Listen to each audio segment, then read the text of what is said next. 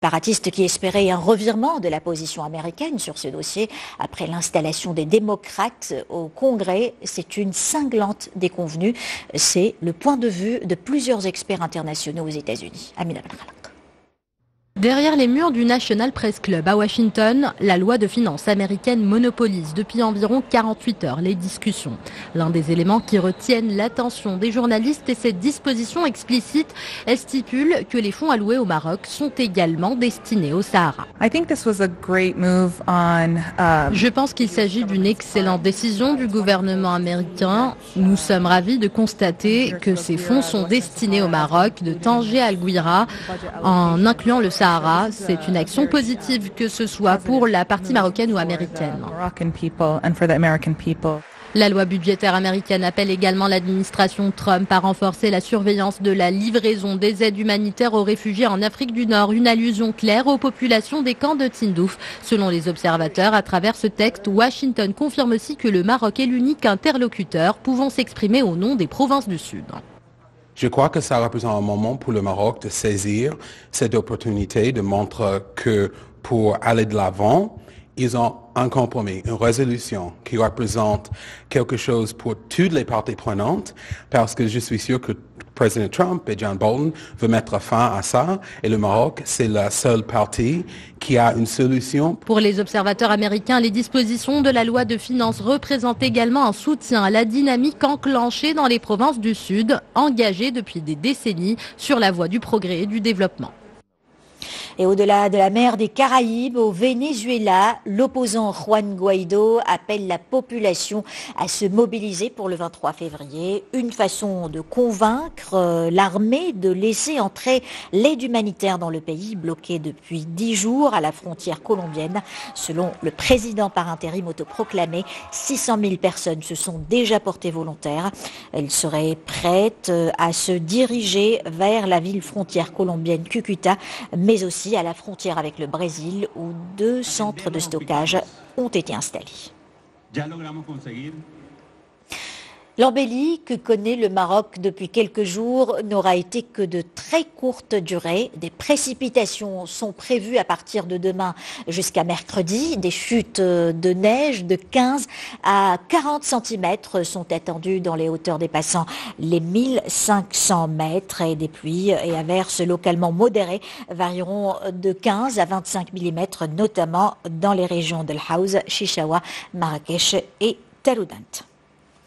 Voilà ce qui devrait remplir davantage les barrages du Royaume. Le Maroc dispose actuellement de plus de 140 barrages, d'une capacité totale dépassant les 18 milliards de mètres cubes.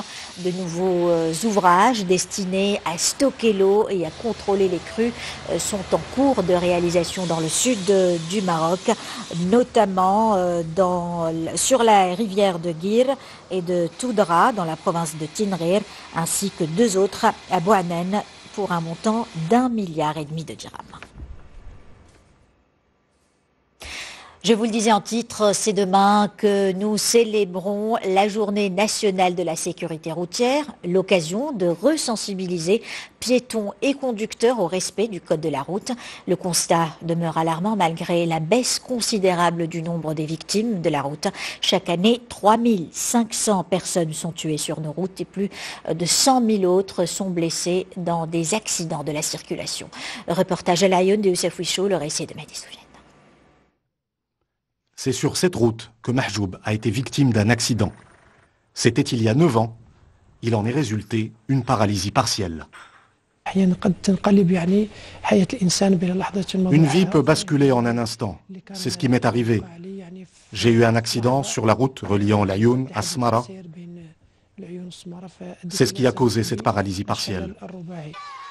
Mahjoub participe aujourd'hui aux campagnes de sensibilisation et de prévention routière, comme ici à l'école Youssef Ben Tachfine à Laayoune.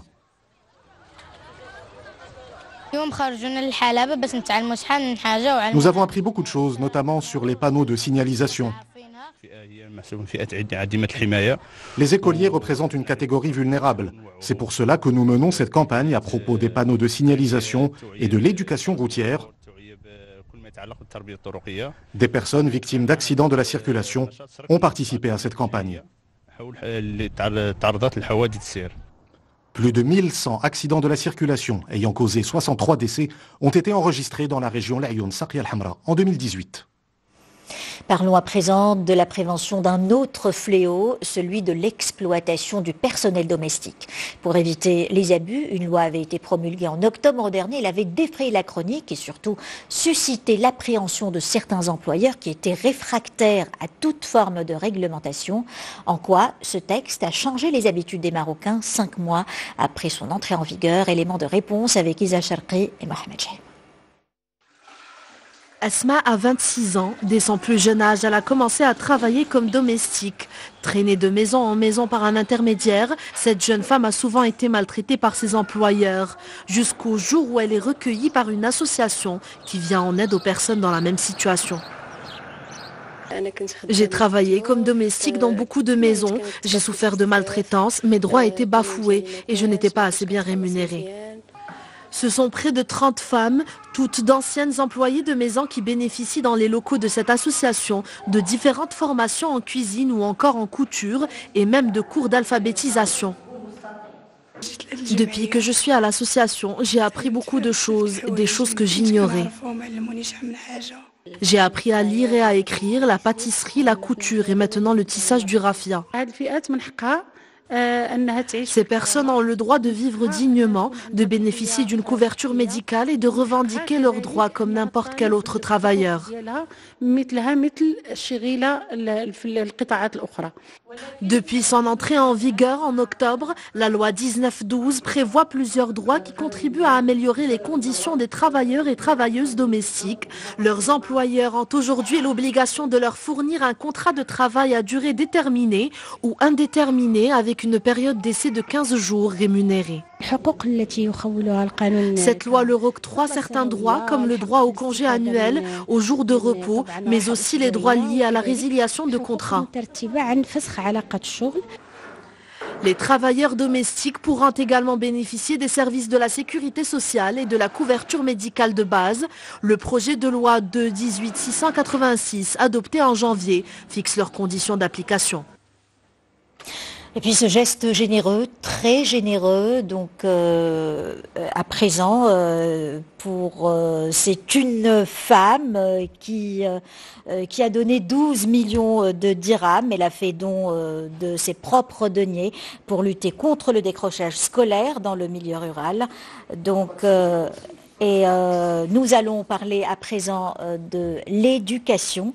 Donc, à Casablanca, le salon international du livre et de l'édition a fermé ses portes cet après-midi. 700 exposants de plus de 40 pays ont pris part à cette 25e édition du Ciel qui a fermé ses portes ce dimanche. Pas moins de 350 intellectuels et des centaines d'écrivains ont signé des livres et animé des débats thématiques dans les stands du salon durant 10 jours. L'Espagne était l'invité d'honneur cette année, au grand bonheur des lecteurs hispanophones.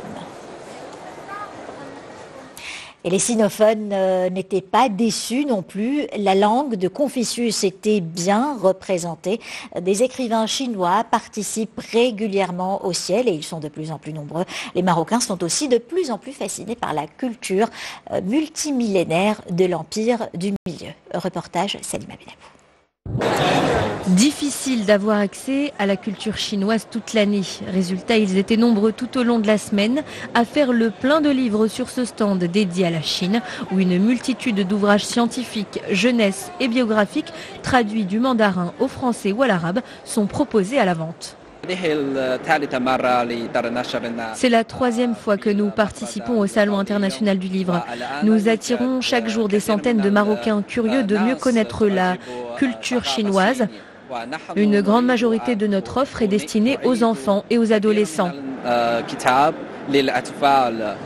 Ici, le Made in China est un gage de qualité pour les livres de jeunesse. Les Marocains les trouvent bien faits, avec des vertus pédagogiques. J'ai bien aimé ce stand parce qu'il y a une autre culture et j'aime bien ce concept et ça change un peu des habitudes. Je suis venue ici pour mes enfants. L'offre qui leur est destinée est très riche. Ce sont des livres qui peuvent les aider à progresser à l'école. Les livres pour adultes aussi. trouvent leur public. J'étudie l'économie et je suis venu pour acheter un ouvrage entièrement dédié à l'un des fondateurs d'une grande marque chinoise de smartphones. Je ne sais même pas prononcer son nom, mais j'aimerais savoir comment cet homme a pu fonder un tel empire. Les livres chinois semblent en effet bien partis pour conquérir encore plus de lecteurs marocains, voyant dans l'offre culturelle chinoise un nouveau moyen de se cultiver tout en se divertissant. Et nous restons au Salon du Livre pour terminer cette édition. Parmi les invités, Leila Bahseine, une jeune auteure franco-marocaine qui raconte dans un roman en partie autobiographique les difficultés d'une jeune fille de survivre dans un milieu phallocrate et oppressif. Son roman s'intitule Le ciel sous nos pas. Salima Benabou l'a lu pour nous et nous raconte ce livre-là. Elle a aussi rencontré l'auteur. Son talent lui vaut aujourd'hui d'être sous les flashs des photographes. Dans son premier et beau livre, la romancière Leila Bahseine raconte une lente émancipation, celle d'une femme contrainte de quitter son pays natal pour rejoindre sa sœur et son mari fondamentaliste en banlieue parisienne. Dans un univers familial sombre et dont il est difficile de ressortir indemne, il y est question de religion, de société, de drame psychologique et surtout de liberté. Elle arrive en Europe, elle a le choc, puisque cette Europe-là ne correspond pas à l'idée qu'elle s'était faite jusque-là de la France. C'est loin de ce que véhicule la télévision et de ce qu'elle a pu lire dans les manuels scolaires. Et là, sa seule échappatoire, en fait, c'est de suivre des études et de s'émanciper par le savoir. L'histoire commence en douceur, monte en puissance et finit par vous happer jusqu'à la dernière ligne. C'est d'ailleurs ce qui a séduit cet éditeur marocain. Un ciel sous nos pas sera prochainement traduit en arabe. Ça raconte l'histoire de toutes les femmes au Maroc. Donc ce qui m'a touché, c'est ça d'abord. Et la question de la femme et la condition féminine, ça rentre dans l'esprit de la maison d'édition, qui est une maison qui se bat pour un Maroc moderne, ouvert, où la femme a sa valeur et sa place. Un beau portrait de femme, à la fois troublant, puissant et plein de questions. Bref, Le ciel sous nos pas contient tous les ingrédients d'un bon roman qui s'adresse à un large, très large public. Et c'est la fin de ce journal dont je vous rappelle l'une des principales informations. Un week-end de mobilisation de la communauté marocaine de Belgique à l'initiative de l'ambassade du Maroc. 3 jours de rencontres autour des enjeux actuels du royaume, notamment la question du Sahara, le développement économique et l'exercice du culte. Voilà pour l'information de ce dimanche. Vous retrouverez dans quelques instants Hicham Gharfaoui pour l'édition en langue arabe. Et puis Ehsan Benbel demain. Et pour revoir cette édition, vous avez le site de 2M. Vous pouvez donc regarder cette édition en replay. Passez une excellente semaine.